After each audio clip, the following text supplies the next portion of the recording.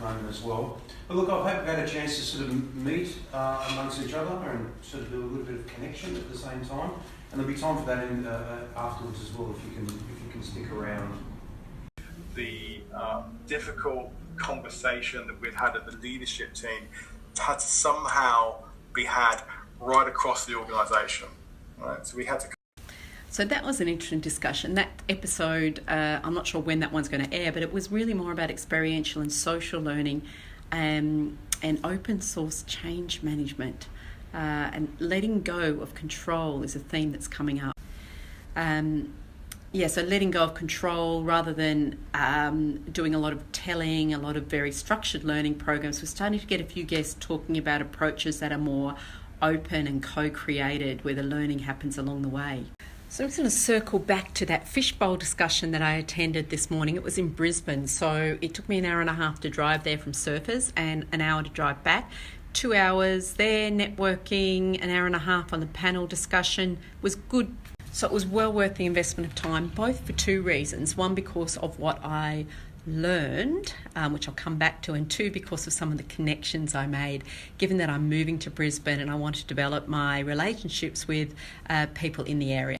Topic was shifting the stigma of learning from mistakes. And what was interesting was we had Carmel Costas on the panel and Linda Ray, both of whom have a strong interest in and grounding in neuroscience, and Zoe Elcott from Westpac. So I took a stack of notes in Evernote, which I've shared on Twitter for anyone who's interested, so I'm not going to go right through all of this. The hashtag was PSK events, if you wanted to take a look on Twitter for my notes and for other discussion in the back channel.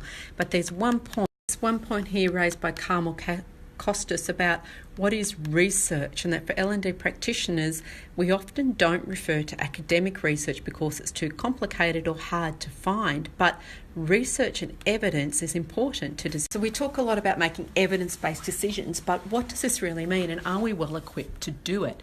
I think there's something in this. There's some stuff that's been coming up recently for me about critical thinking, about sources that we use, and about how we make evidence. And it's not just around data and big data and data analytics, which gets a lot of attention these days, but also about how we use academic research and what's our evidence and research base for our practice and the things we advocate in our organisation.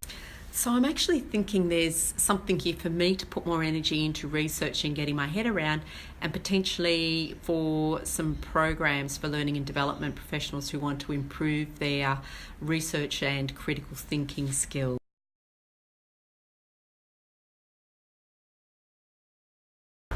Before anyone gets too impressed, I mostly practice balance stuff in the obstacle course. There was a static line there. My body is just not up to all that jumping on the trampolines. Jess, however, was very physical and got rid of some of her energy. So it's great that I can work on the go. I can work on a global project. I can be working with people around the world, including the UK. I had a meeting with someone in the UK tonight, and there's a downside to it. And the downside is that when you have a meeting in the evening and you're working on something with tight deadlines, you can end up working in the evening when really you just need to go to sleep like I do.